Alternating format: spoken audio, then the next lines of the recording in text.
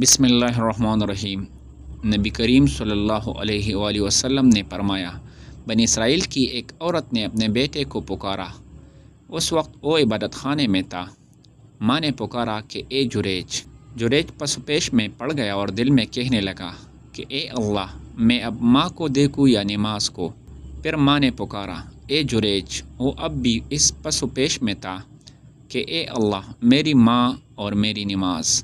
ماں نے پھر پکارا، اے جریج۔ وہ اب بھی یہی سوچے جا رہا تھا کہ اے اللہ، میری ماں اور میری نماز۔ آخر ماں نے تنگ ہو کر بد دعا کی، اے اللہ، جریج کو موت نہ آئے جب تک وہ فاحشہ عورت کا چہرہ نہ دیکھ لے۔ جریج کی عبادت گاہ کے قریب ایک چرانے والی آیا کرتی تھی جو بکریاں چراتی تھی۔ اتفاق سے اس کے بچہ پیدا ہوا۔ لوگوں نے پوچھا، یہ کس کا بچہ ہے؟ اس نے کہا کہ جریج کا ہے۔ وہ ایک مرتبہ اپنی عبادت گاہ سے نکل کر میرے پاس رہا تھا۔ جریج نے پوچھا کہ وہ عورت کون ہے جس نے مجھ پر تہمت لگائی ہے کہ اس کا بچہ مجھ سے ہے؟ عورت بچے کو لے کر آئی تو انہوں نے بچے سے پوچھا کہ بچے، تمہارا باپ کون ہے؟ بچہ بول پڑا، ایک بکرا چرانے والا گڈریا میرا باپ ہے۔ اس طرح جریج کو اللہ تعالیٰ نے تہمت سے بچایا۔ اگر کسی کا کپڑا چھوڑ لے بھاگے تو اس کے پیچھے دوڑے اور نماز چھوڑے۔ ہم احواز میں، جو کئی بستیاں ہیں بصرہ اور ایران کے بیچ میں، خارجیوں سے جنگ کر رہے تھے۔ ایک بار میں نہر کے کنارے بیٹھا تھا، اتنے میں ایک شخص ابو برزہ صحابی رضی اللہ عنہ آیا اور نماز پڑھنے لگا۔ کیا دیکھتا ہوں کہ ان کے گھوڑے کی لگام ان کے ہاتھ میں ہے۔ اچانک گھوڑا ان سے چھوٹ کر بھاگنے لگا تو وہ بھی اس کا پیچھا کرنے لگے۔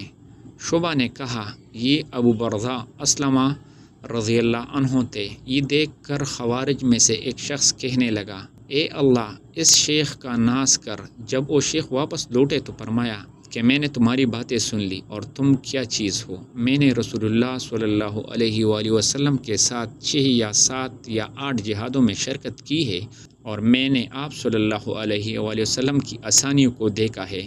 اس لیے مجھے یہ اچھا معلوم ہوا کہ اپنا گھوڑا ساتھ لے کر لوٹوں، نہ کہ اس کو چھوڑ دوں۔ وہ جہاں چاہے چل دے اور میں تکلیف اٹھاؤں۔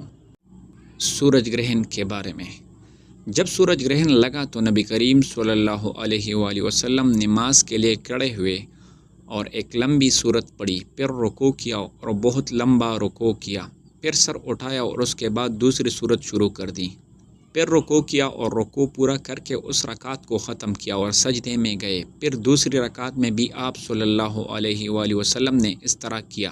نماز سے فارغ ہو کر آپ صلی اللہ علیہ وسلم نے فرمایا کہ سورج اور چاند اللہ کی نشانیوں میں سے 2 نشانیاں ہیں، اس لیے جب تم ان میں گرہن دیکھو تو نماز شروع کرو جب تک کہ یہ صاف ہو جائے، اور دیکھو میں نے اپنی جگہ اسی جگہ سے ان تمام چیزوں کو دیکھ لیا ہے جن کا مجھ سے وعدہ ہے، یہاں تک کہ میں نے یہ بھی دیکھا کہ جنت کا ایک خوشہ لینا چاہتا ہوں۔ ابھی تم لوگوں نے دیکھا ہوگا کہ میں آگے بڑھنے لگا تھا اور میں نے دوزخ بھی دیکھی، اس حالت میں کہ بعض آگ کو کھائی جا رہی تھی۔